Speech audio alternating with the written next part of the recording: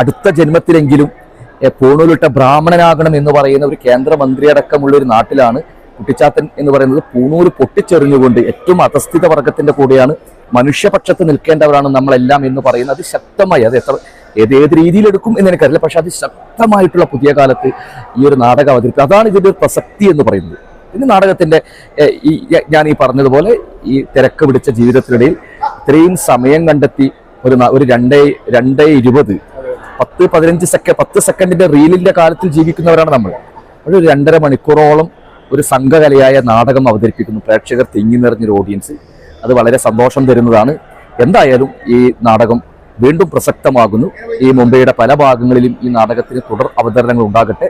കാരണം നാടകങ്ങൾ ഉണ്ടായിക്കൊണ്ടേയിരിക്കണം. അതിന്റെ പ്രധാനം എന്ന് പറയുന്നത് ഈ കൂട്ടായ്മകൾ വർദ്ധിക്കണം.